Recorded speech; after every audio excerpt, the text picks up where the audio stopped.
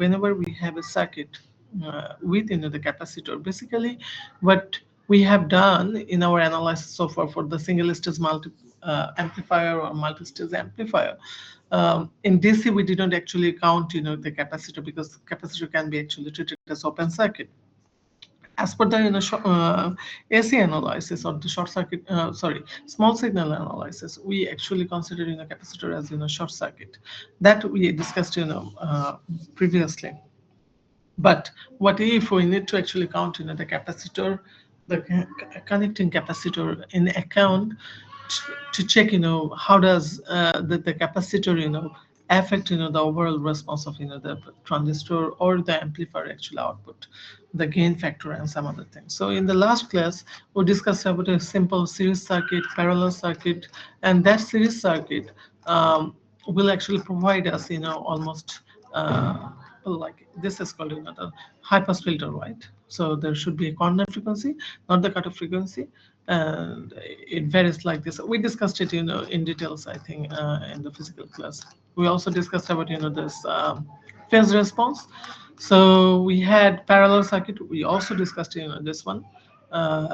Then we also discussed about a case of when we have both series and parallel circuit.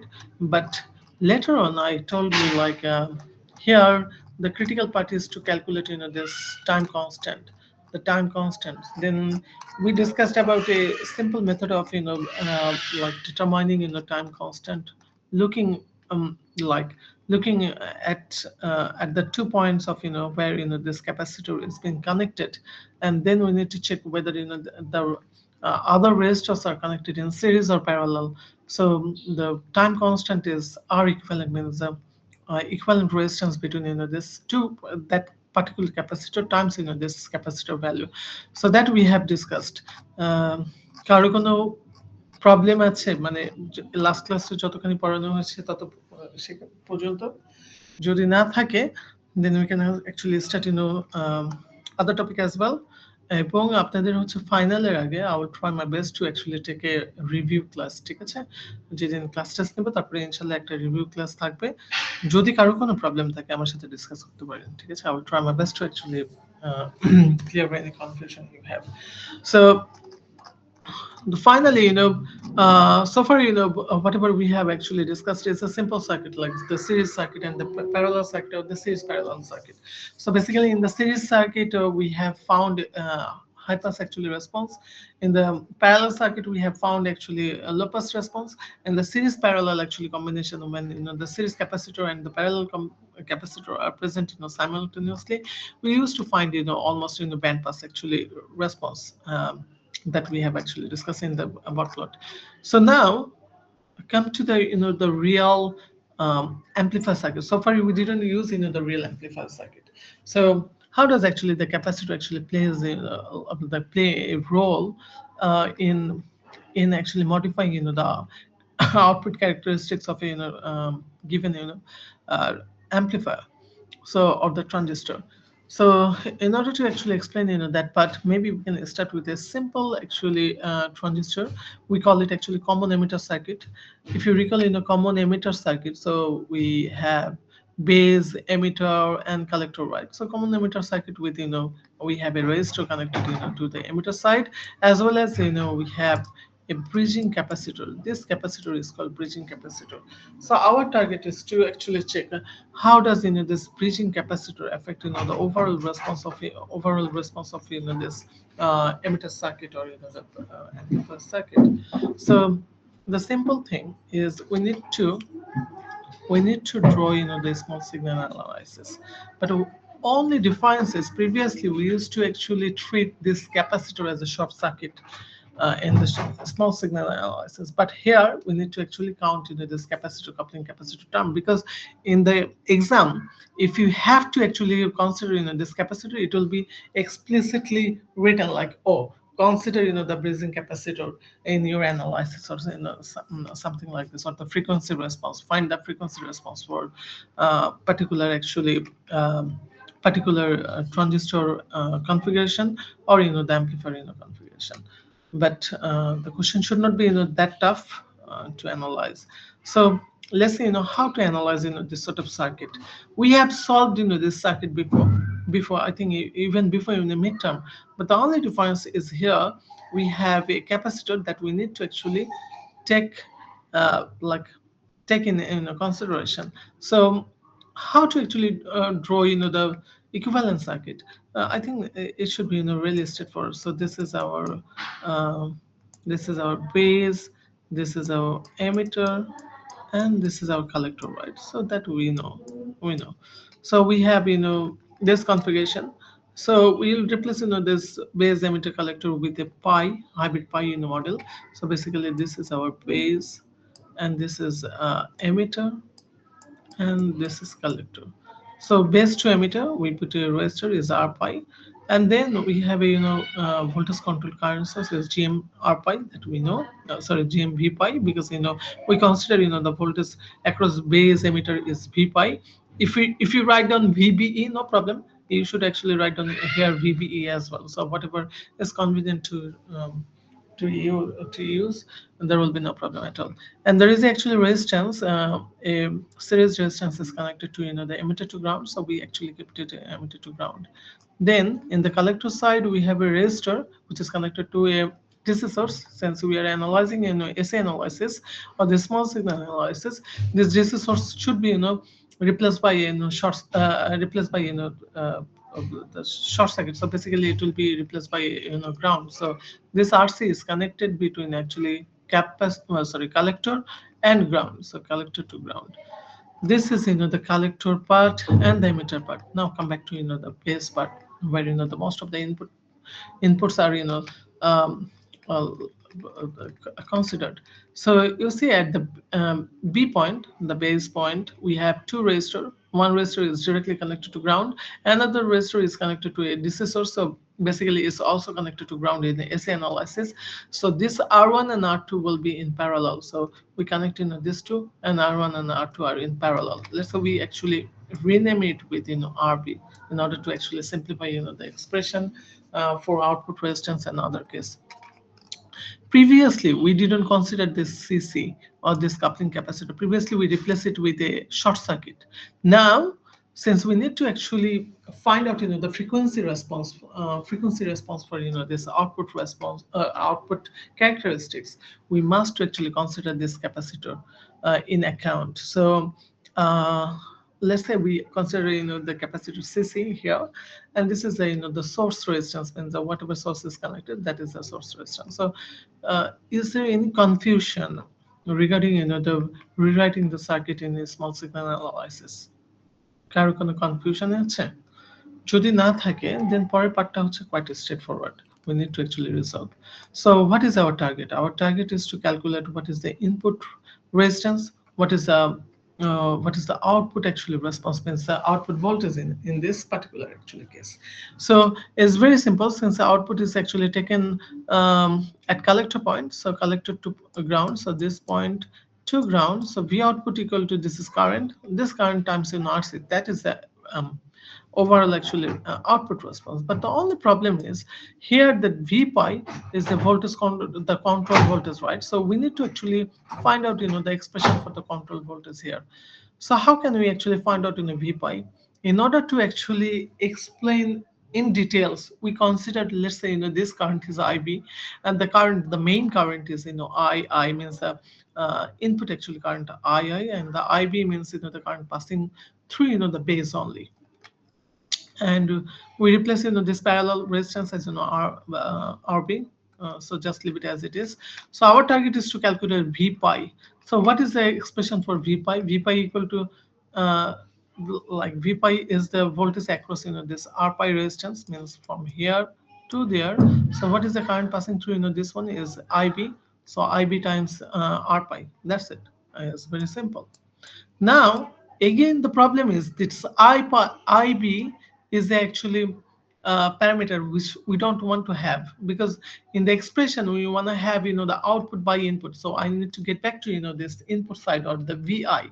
So I need to write an expression for IB in order to actually get back to this side, means the left side. Let's say our target is to come back to the VI. So এখন এই আইবিটার expression কিভাবে বের করা যায় একটু বোঝাতে try করি। So you see, we have two current II and IB. So basically base to ground এই পয়েন্ট থেকে এই পয়েন্টের রেজিস্ট্যান্স কি আমরা একটু বোঝার ট্রাই করি। এই পয়েন্ট থেকে এই পয়েন্টের রেজিস্ট্যান্স হচ্ছে আর পাই, বাট এই রেজিস্ট্যান্সটা হচ্ছে আর ই, বাট এটা হচ্ছে এমিটার সাইডে আছে। So if it is in the emitter side, and if I want to actually consider it in the base side, can I write down like this? Let's say, this is our base. So we have, sorry, sorry for my handwriting. Give me a second. So that is our R pi. If I actually take out, this resistance, RV resistance from emitter side to, the base side, so it should be like this, right? 1 plus beta times R times E, R times E. তাহলে সেটা কোন কোন কোন দুই পয়েন্টের মধ্যে হইলো? একটা বেস থেকে এটা হচ্ছে গ্রাউন্ড পর্যন্ত হলো, ঠিক আছে? So now if I want to calculate, the voltage across VB, what should be the voltage? The current IB times R pi time plus 1 plus beta times, RE. Let's say we replace, R pi plus 1 plus beta RE as, RIB. So then the voltage at VB means this is the total. Actually এটা হচ্ছে একটা current division rule, বুঝলেন? Directly বের করতে পারবেন এই current আর এর মধ্যে কারেন্ট ডিভিশন রুল। যারা বোঝেন না তাদের জন্য এটা। So let's say we need to calculate what is the VB. Our target is to calculate, the voltage at B point. So B point মানে এই পয়েন্ট থেকে গ্রাউন্ডের ভোল্টেজ। সো এই গ্রাউন্ডের মধ্যে হচ্ছে রেজিস্ট্যান্সটা কত? RIB, যে রেজিস্ট্যান্সের মান হচ্ছে R pi plus 1 plus beta RE. So লিখলাম আর আইবি টাইমস হোয়াট, এর মধ্যে দিয়ে কারেন্ট কত ফ্লো করে? IB. So we will write down, IB, will leave it as it is. এখন আরেকটা কারেন্ট হচ্ছে আই। এই কারণ কি আমরা এই ইনপুট কারেন্টের দিকে যাব? কারণ আমি যদি ইনপুট কারেন্টের দিকে আসি তবে এই ভোল্টেজটা বের করতে পারবো, সরি এই ভোল্টেজ সোর্সে ব্যাক আসতে পারবো। আমার টার্গেট হচ্ছে output divided by input voltage. So এখন আমি যদি এই কারেন্টটা এক্সপ্রেশন লিখতে চাই ভিবির জন্য, এখন দেখেন তো ভিবি যদি এইটা একটা রেজিস্ট্যান্স, আর ভিবির মধ্যে আরেকটা রেজিস্ট্যান্স কি কানেক্ট আছে? এই আরবিটা না? দেখেন তো আরবি কার মধ্যে কানেক্টেড? বি পয়েন্টে কানেক্টেড আর একটা গ্রাউন্ডের সাথে কানেক্টেড। তাহলে এই টোটাল আরআইবি এবং আরবি কি অবস্থায় আছে? প্যারালালে আছে না? যদি প্যারালালে থাকে তাহলে ওই দুটো রেজিস্ট্যান্সকে আমি এভাবে লিখতে পারি, ভিবি ইকুয়াল টু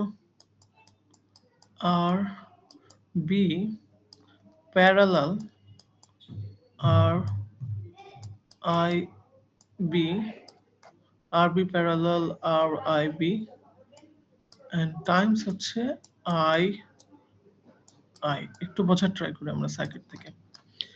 এই রেজিস্ট্যান্সটা যেটা নাম হচ্ছে আরবি লিখেছি, এই এক্সপ্রেশন লিখলে কোনো সমস্যা নেই। অ্যাকচুয়ালি এক্সপ্রেশনটা খুব মেসি হয়ে যায়, তার জন্য হচ্ছে আমরা নিউ প্যারামিটার ইউজ করছি আরবি।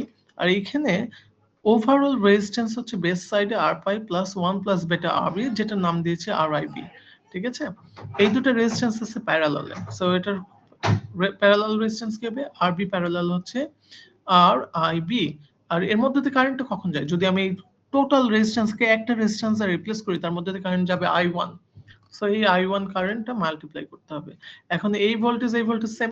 সো যদি আপনি এটা ইউজ করেন তাহলে দেখবেন এই ভ্যালুটা পাবেন, IB equal to this one Times হচ্ছে আই।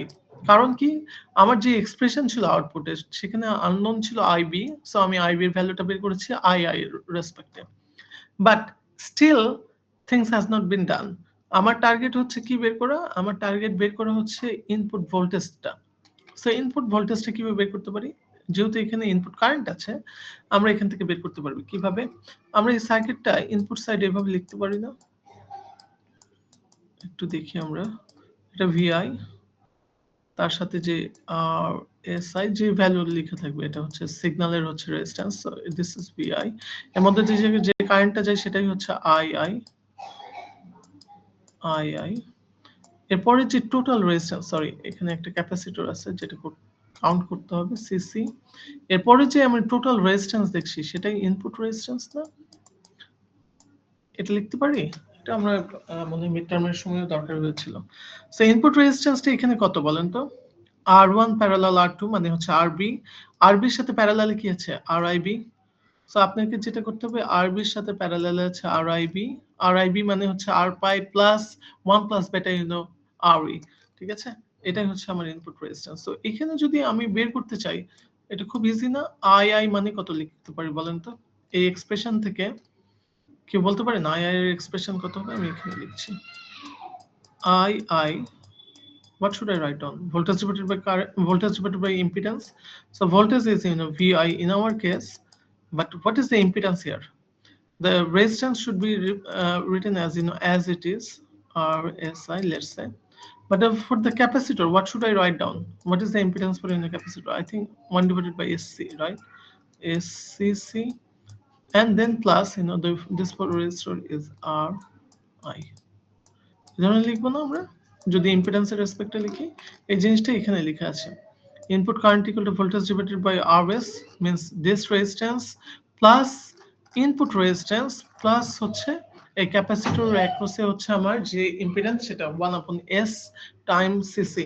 সো এতটুকু কার প্রবলেম আছে? যদি প্রবলেম না থাকে এখন আমি এটার এক্সপ্রেশন বের করতে পারবো কিভাবে? এখানে যদি ভি পাইটা পুট করে দিই তাহলে আমার আননোন থাকবে আইবি, আইবিটা যদি এখানে পুট করে দিই তাহলে আননোন থাকবে আইআই। এখন এই আইআই যদি এখানে পুট করে দিই তাহলে কি থাকবে? শুধু ভিআই, মানে ভি আউটপুট হচ্ছে একটা ফাংশন অফ ভিআই, তার সাথে একটা মাল্টিপ্লিকেশন ফ্যাক্টর থাকবে যেটার রেশিও নিলেই হচ্ছে আমি গেইন বের করতে পারবো। সো অ্যাকচুয়ালি আপনি যদি এটা একটু সিম্পলিফাই করেন তাহলে আউটপুট ইকুয়াল টু পাবেন something times actually VI. So a V out by VI মানে হচ্ছে আমরা জানি gain. Then if we simplify this part, remember this S means J omega. S means J omega. যেটাই হচ্ছে frequency dependent part. এই ক্যাপাসিটরটাই হচ্ছে frequency dependent part হচ্ছে provide করে। এখন যদি এটা হয়, এটা জাস্ট সিম্পলিফাই করেছে। সিম্পলিফাই যদি করি RI প্লাস RS এই ধরনের সিম্পলিফাই, উপরে হচ্ছে সিম্পলিফাই করেছি। এখন আমার টার্গেট এখানকার টাইম কনস্ট্যান্ট বের করা। যদি এখানে লেখা আছে তার আগে আমি একটু বলি টাইম কনস্ট্যান্টটা কিভাবে বের করতে হয়। রিমেম্বার দিস সার্কিট, এই যে সার্কিটটা দেখেছেন না উপরের সার্কিটটা, এই সার্কিটে ক্যাপাসিটরটা কার কার মধ্যে কানেক্টেড? ধরেন এই পয়েন্টের নাম এ পয়েন্ট, এই পয়েন্টের নাম বি পয়েন্ট। টাইম কনস্ট্যান্ট যদি বের করতে চাই, এর আগের ক্লাসেও আমি বলেছি টাইম কনস্ট্যান্ট যদি বের করতে চাই, টাইম কনস্ট্যান্ট মানে আর ইকুইভ্যালেন্ট টাইমস ক্যাপাসিটর। তাহলে আমাকে আর ইকুইভ্যালেন্ট কিভাবে বের করব? আমাকে দেখতে হবে ক্যাপাসিটর কার কার মধ্যে কানেক্টেড। ক্যাপাসিটরটা কার মধ্যে কানেক্টেড? এ আর বি পয়েন্টের মধ্যে কানেক্টেড। যখন আমরা ইকুইভ্যালেন্ট রেজিস্ট্যান্স বের করব, ইন্ডিপেন্ডেন্ট যত সোর্স আছে সবগুলো হচ্ছে আমরা গ্রাউন্ড করে দিব, তার মানে এই ভোল্টেজ সোর্সটা গ্রাউন্ড। তাহলে আমার RSI এবং RI এই ইনপুট রেজিস্ট্যান্স কি অবস্থায় আছে কেউ বলতে পারেন? Series or parallel? এ আর বি এর মাঝখানে যদি ইকুইভ্যালেন্ট রেজিস্ট্যান্স বের করতে বলি, যেটা আপনারা 1 এ পড়ে আসছেন অথবা 1 তে পড়ে আসছেন, এই রেজিস্ট্যান্সটা কি হবে? RSI plus RI or RSI parallel RI? Do you have any idea? কি বলতে পারেন? Hello,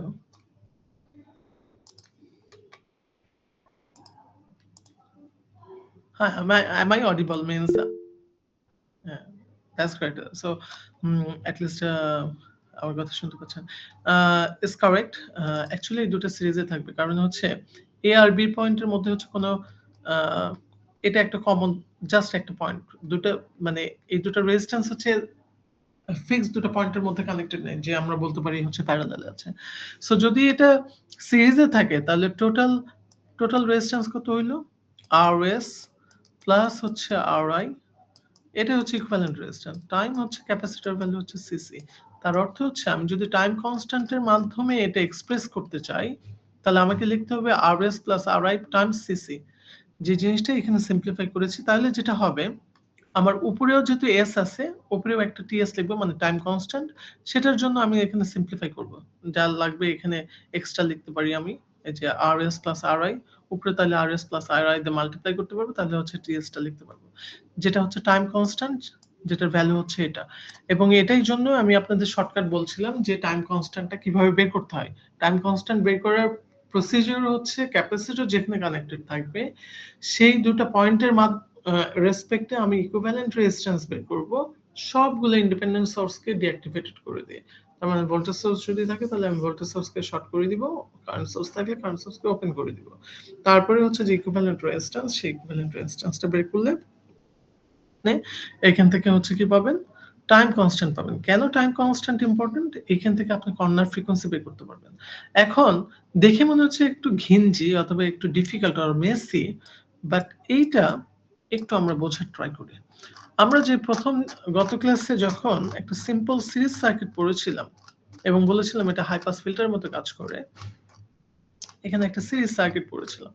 It was a very simple actually series circuit, and we had actually solve it in details, but we also can actually expect it like find the overall solution easily, because we can calculate this time constant directly by looking at the resistor equivalent resistance between these 2 points.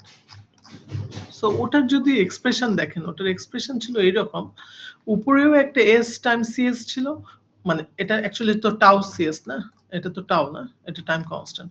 So S tau divided by, মানে ব্যাপারটা হচ্ছে এটার এক্সপ্রেশনটা এরকম, এরপরে একটা constant আছে, দেন S tau, এই টাউটাই হচ্ছে টাইম কনস্ট্যান্ট, আর নিচে 1 প্লাস হচ্ছে টাউ এস আছে, ঠিক আছে? এটা ধরেন হচ্ছে, সরি, এস টাউ এস আছে। এই ধরনের যখন এক্সপ্রেশন থাকে যে একটা কনস্ট্যান্ট টার্ম, কনস্ট্যান্ট মানে হচ্ছে independent of S term, S মানে হচ্ছে জে ওমেগা, মানে ফ্রিকোয়েন্সি ইন্ডিপেন্ডেন্ট টার্মকে বলছি কে, আর তার সাথে ফ্রিকোয়েন্সির সাথে যেটা মাল্টিপ্লাই আছে একটা টাইম কনস্ট্যান্ট আছে, আর নিচে হচ্ছে 1 প্লাস হচ্ছে একটা টাইম কনস্ট্যান্ট আছে এস এর সাথে। এটার যখন এক্সপ্রেশন ছিল, আমি ইন ডিটেলসে পড়াইছিলাম যে কনস্ট্যান্ট টার্ম কেমন হয়, নিউমারেটর কেমন হচ্ছে প্লট করতে হয়, ডিনোমিনেটর কিভাবে প্লট করতে হয়, বাট ওভারঅল প্লটটা হচ্ছে একটা হাই পাস ফ্রিকোয়েন্সির মতো কাজ করে, যেটাতে কাট অফ হয় হচ্ছে আপনার এই কর্নার ফ্রিকোয়েন্সি, যেটা 1/পাই 2 পাই টিএস। এখন কেন এটা জরুরি অথবা কেন আমি এটা বললাম, এখন আমরা আমাদের এই রিয়েল সার্কিটে যদি ব্যাক আসি, এই সার্কিটে যদিও একটু মেসি মনে হচ্ছে, এই প্রথম পুরো টার্মটা দেখেন তো ফ্রিকোয়েন্সি ইন্ডিপেন্ডেন্ট টার্ম না? সো আমরা লিখতে পারি এটা কে, আর এইখানে উপরে একটা নিউমারেটর আছে, নিচে একটা ডিনোমিনেটর আছে ফার্স্ট অর্ডার। সো এটা রেসপন্সটা হবে বেসিক্যালি, এটা যদি বট প্লট করি তাহলে এটা বেসিক্যালি একটা হচ্ছে হাই পাস ফিল্টারের মতো কাজ করবে, যেটা ফার্স্ট সার্কিটের মতো হচ্ছে বিহেভ করে। এটা আমি প্লট করি না, যেটার হচ্ছে কর্নার ফ্রিকোয়েন্সি কি হবে, এই যে এখান থেকে corner frequency f equal to 1/2 pi TS, মানে ওমেগা মানে হচ্ছে 1/, f equal to 1/2 pi TS, এই ফর্মুলা যদি ইউজ করেন তাহলে হচ্ছে কাট অফ ফ্রিকোয়েন্সি অথবা কর্নার ফ্রিকোয়েন্সি বের করতে পারবেন। একটু কি বুঝলেন নাকি অনেক কঠিন মনে হচ্ছে? যদি কিছু না বলেন ধরে নিব যে আপনারা বুঝতেছেন, ঠিক আছে? সিমিলার সার্কিট একটা আছে, এই সার্কিটটা একটু ডিফারেন্ট, এটা কমন সোর্স সার্কিট। এই সার্কিটটা হচ্ছে জাস্ট বিজেটিকে আমি রিপ্লেস করেছি একটা মসফেট দিয়ে, ঠিক আছে? এবং আমি বললাম যে এখানে আমাকে কাপলিং ক্যাপাসিটরটা হচ্ছে আউটপুট সাইডে, কাপলিং ক্যাপাসিটরটা আউটপুট সাইডে, এবং এটাকে কনসিডার করতে হবে আমি রেসপন্সটা কিভাবে করব, মানে অথবা সলিউশনটা কিভাবে বের করব। ভেরি সিম্পল, একটা মসফেটের জন্য কি থাকে, আমার মসফেটের জন্য একটা থাকে হচ্ছে এটা গেট, এটা কি থাকে ড্রেন সোর্স, তার মানে এটা সোর্স, আর এটা হচ্ছে আমার একটা ড্রেন টার্মিনাল।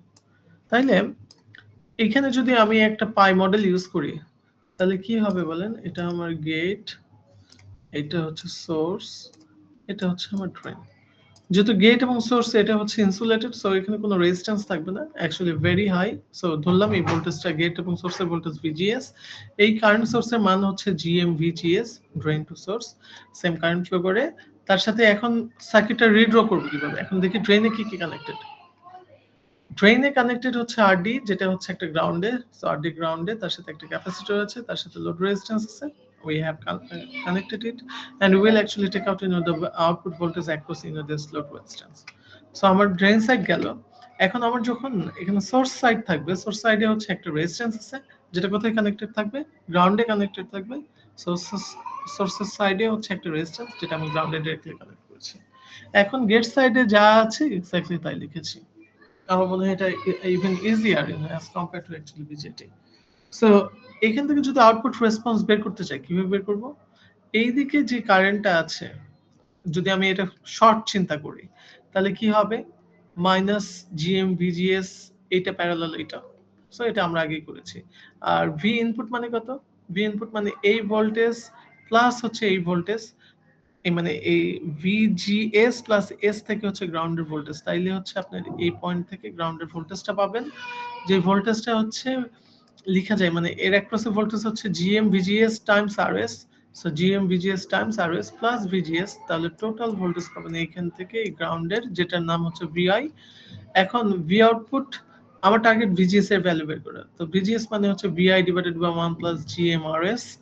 যদি এই ভ্যালুটা এখানে পুট করেন তাহলে ওভারঅল গেইন পাবেন, ঠিক আছে। বাট এই ওভারঅল গেইনটা দেখেন ফ্রিকোয়েন্সি ইন্ডিপেন্ডেন্ট, কেননা আমি যখন এই এক্সপ্রেশন লিখেছিলাম তখন ক্যাপাসিটরটা কাউন্ট করি নাই।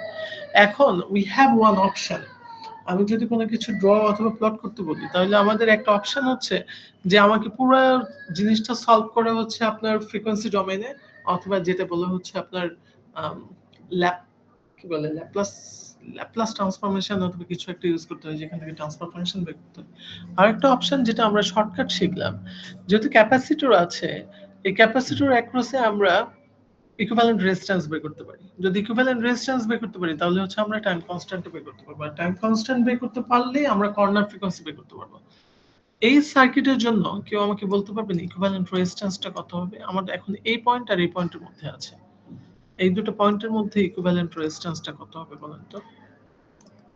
এই সার্কিটটা একটু এইরকম করে লেখা যায়, ধরেন এটা ক্যাপাসিটর, এইরকম একটা রেজিস্ট্যান্স, এরকম একটা রেজিস্ট্যান্স, দুটোই তো কানেক্টেড টু গ্রাউন্ড, আর তো বাকি সাইডে কোনো রেজিস্ট্যান্স নাই। এখন এই সাইডে একটা কারেন্ট সোর্স আছে, এই পাশে তো ভোল্টেজ সোর্স, এটা তো শর্ট হয়ে যাবে, তার মানে এখানে ভোল্টেজ কোনো কিছুই থাকবে না, জিরো ভোল্টেজ থাকবে। সো এটা ওপেন হয়ে যাবে, সো আমার এতটুকুই শুধু থাকবে, ইকুইভ্যালেন্ট রেজিস্ট্যান্সটা বের করবে এই দুটো পয়েন্টের মধ্যে। এখন সেটা কত আছে? এটা হচ্ছে আর ডি, আর এখানে আছে হচ্ছে আর এল। সো এই দুটো কি অবস্থায় আছে? সিরিজ অবস্থায় আছে না? সো টাইম কনস্ট্যান্টের ভ্যালু হবে হচ্ছে equivalent resistance which is RD plus RL times times RD plus RL times হচ্ছে ক্যাপাসিটর ভ্যালু, যে ক্যাপাসিটর ভ্যালু হচ্ছে CC, ঠিক আছে। তাহলে এখান থেকে আমরা যেটা বের করতে পারবো সেটা হচ্ছে আমরা কাট অফ ফ্রিকোয়েন্সি বের করতে পারবো, ঠিক আছে। এটা কাট অফ ফ্রিকোয়েন্সি অথবা কর্নার ফ্রিকোয়েন্সি যেটা পাবো। আমার মনে হয় এটা খুবই সিম্পল ছিল। We have a similar circuit which is called emitter follower circuit. এই emitter follower সার্কিটে দেখেন দুটো ক্যাপাসিটর আছে, বাট এই ক্যাপাসিটরটা এক্সামে গিভেনই থাকবে অথবা বলে দেওয়া থাকবে যে এটা শর্ট সার্কিট যখন অ্যানালাইসিস করবেন তখন হচ্ছে ওপেন, মানে এটার অনেক এই ক্যাপাসিটর ভ্যালু অনেক বড় হবে, সরি নট ওপেন, তো এটা শর্ট সার্কিট হিসেবে কাজ করবে। তো এইটার অ্যানালাইসিস এটা আপনারা দেখবেন, ঠিক আছে। এটা যেটা করা হয়েছে সেটা হচ্ছে জাস্ট এগেন পাই মডেল ইউজ করা হয়েছে। এখানে পাই মডেল হচ্ছে আমরা ইউজ করেছি যেহেতু emitter follower circuit, emitter. So এখানে যেটা করবেন আপনারা এই ক্যাপাসিটর অ্যাক্রসে, এই যে ক্যাপাসিটরটা যেখানে আছে এই ক্যাপাসিটর অ্যাক্রসে হচ্ছে আমার কি বের করতে হবে? ইকুইভ্যালেন্ট রেজিস্ট্যান্স বের করতে হবে। যদি ইকুইভ্যালেন্ট রেজিস্ট্যান্স বের করতে চাই তাহলে যেটা হবে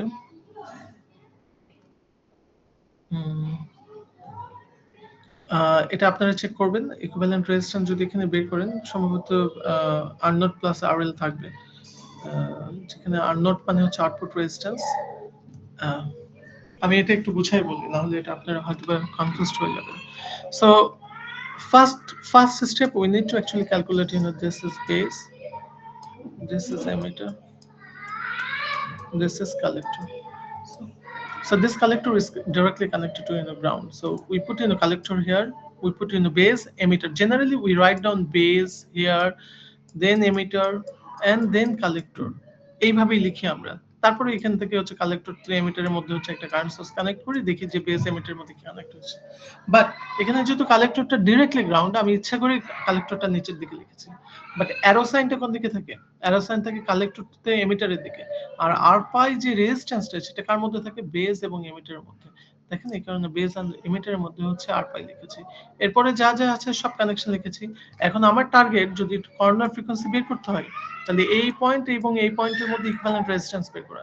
এই সাইডের রেজিস্ট্যান্স আরএল আছে, কোনো প্রবলেম নাই, বাট এই সাইডের রেজিস্ট্যান্স কি অনেকগুলো আছে না, কিভাবে বের করব? এখান থেকে যে রেজিস্ট্যান্সটা আমরা ভিতরের দিকে ইন্টারনাল সাইডে দেখছি এই রেজিস্ট্যান্সকে বলা হচ্ছে আউটপুট রেজিস্ট্যান্স। সো এই সার্কিটের আউটপুট রেজিস্ট্যান্স কি কি হবে একটু দেখি। এই আর এর সাথে আর নট হচ্ছে প্যারালাল আছে, যদি পরীক্ষা বলা হয় আর্লি ভোল্টেজ হচ্ছে নেগলেক্ট করার জন্য তাহলে এই আর নট কে আমরা নেগলেক্ট করব, যদি বলি যে আর নট কে হচ্ছে কনসিডার করার জন্য then we will consider this part. So RE parallel R not, then what we have here, what we have here একটু দেখি। আমার টার্গেট হচ্ছে এই পয়েন্ট থেকে এই পয়েন্টের হচ্ছে রেজিস্ট্যান্স বের করা। এখানে তিনটা রেজিস্ট্যান্স আছে। সো এই তিনটা রেজিস্ট্যান্স হচ্ছে কিভাবে কাজ করে একটু আমরা বোঝার ট্রাই করি। সো উই হ্যাভ এইটা তো থাকবে না, এই ভোল্টেজ সোর্স হচ্ছে আপনার শর্ট হয়ে যাবে যেহেতু আমরা রেজিস্ট্যান্স বের করছি। সো আরএস এবং আরবি কি অবস্থায় থাকবে? প্যারালালে থাকবে। তার সাথে আর পাই কি অবস্থায় থাকবে? সিরিজে থাকবে। বাট এটা কোন সাইডে আছে? বেস সাইডে আছে না? যদি আমি এই সাইডে নিয়ে আসতে চাই এমিটার সাইডে, তাহলে রেজিস্ট্যান্সটা কি হবে? ওয়ান ওয়ান বাই বেটা টাইমস হচ্ছে কম হবে, কেননা যদি বেস থেকে এমিটারে নিয়ে আসি, এমিটার থেকে যদি বেজে নিয়ে যাই তাহলে হচ্ছে ওয়ান প্লাস বেটা দ্বারা মাল্টিপ্লাই করব, বেস থেকে যদি এমিটার সাইডে নিয়ে যাই তাহলে ওয়ান প্লাস বেটা দ্বারা ডিভাইড করব। সো এই কারণে হচ্ছে ওয়ান প্লাস বেটা দ্বারা ডিভাইড করা আছে, ঠিক আছে। সো এই আর নটের ভ্যালু এখানে যদি পুট করি তাহলে আমরা এখান থেকে ক্যাপিটাল টিএস পাবো, আর এখান থেকে হচ্ছে কাট অফ ফ্রিকোয়েন্সি অথবা কর্নার ফ্রিকোয়েন্সি বের করতে পারবো। 1/2 পাই দেন টাউ এস হচ্ছে এই ফর্মুলাটা ইউজ করলে, ঠিক আছে। সো আশা করি এটা বুঝতে পারবেন, বাসায় আপনারা প্র্যাকটিস করবেন। যদি না বোঝেন নেক্সট ক্লাসে যখন হচ্ছে will have our in class test, simple class test. Hopefully আমি কোনো কমপ্লেক্স অথবা ডিফিকাল্ট কোশ্চেন আমি পুট করতে চাচ্ছি না, যাতে আমি চাই যে আপনাদের ওভারঅল রেসপন্স মানে ওভারঅল হচ্ছে পারফরমেন্সটা ভালো হয়, ঠিক আছে। প্রথম ক্লাস টেস্টও আপনাদের ওভারঅল খুবই একটা ভালো হয়েছে তা না, মিড টার্ম আমি মনে করেছিলাম আপনারা আরো ভালো করবেন, সেটাও হয় না। So I'll try to actually keep it as simple as possible. আপনাদের কি কোনো কোশ্চেন আছে? হ্যালো, নেক্সট মানডে ইনশাআল্লাহ, ঠিক আছে। আমি একটা পোস্ট দিয়ে দিব ইনশাআল্লাহ, ঠিক আছে। হ্যাঁ। হুম। আর কার কোনো কোশ্চেন আছে? প্লিজ অ্যাটেন্ডেন্সটা হচ্ছে আপনার মেসেজ সেকশনে দিয়ে we can actually end our session in message.